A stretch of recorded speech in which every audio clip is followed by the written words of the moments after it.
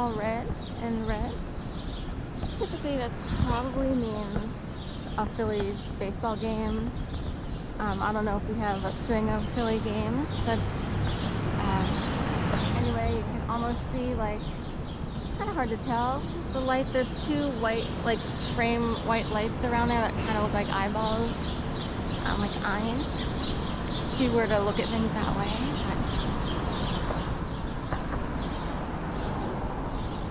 But some people wonder, you know, if red could mean caution, danger. There's the yellow light there.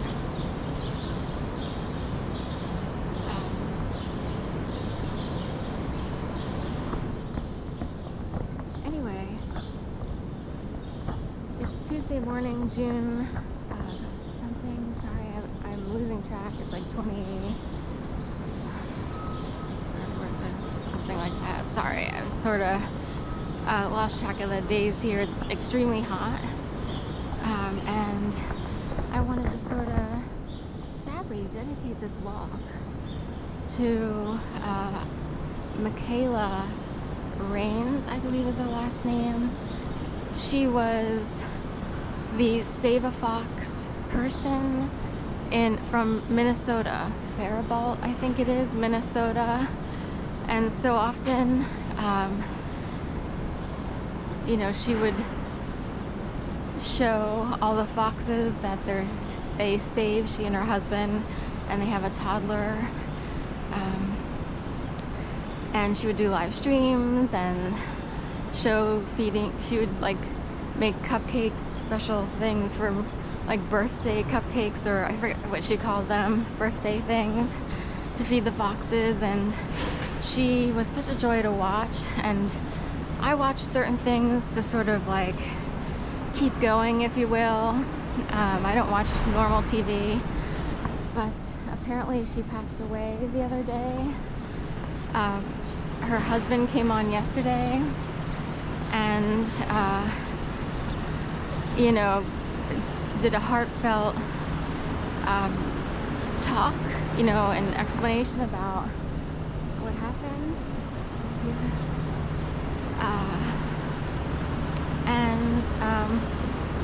Anyway, is this from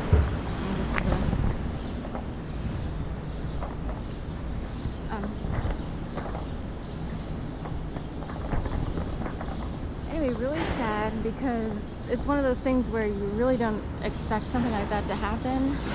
I'm sure he was completely in shock. What he said was that she apparently has talked about autism and or you know, her like sort of, I guess, depression-ish or similar. Did he say borderline also? I forget some of the things he talked about. And Mikayla's life was about saving foxes, and that really was, you know, her life in terms of focusing on something. And it is a thing in life to, you know, find a path and have something that keeps you going. It's really hard to wake up every day if you don't have sort of a mission or a goal or something, some sort of passion. Anyway, sometimes social media can serve in the role of keeping people going. I've often wondered about people who are disabled or this, that, and the other and can't function the same way. And social media, I noticed, keeps people going. I used to know someone named Lindsay Zacola who was at Children's Hospital, and I just happened to walk her dog a couple times while she was there. And it struck me that social media kept her going on some level. So I think she has other things. She works with training dogs and stuff like that. Out here this morning on Sansom, but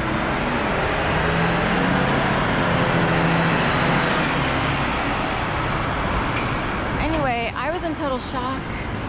It's one of these things where it's like, no way.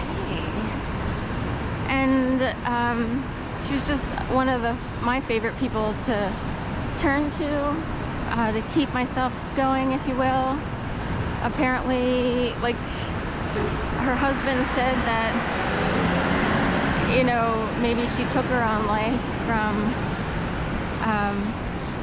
medications, or I don't know if she accidentally took too many medications. It's too hard for me to fathom, because she didn't strike me as this type of person, so it is sad. I loved watching her, so to come on as often as she did and to show so much love for these foxes and to explain how she and her husband you know, would save so many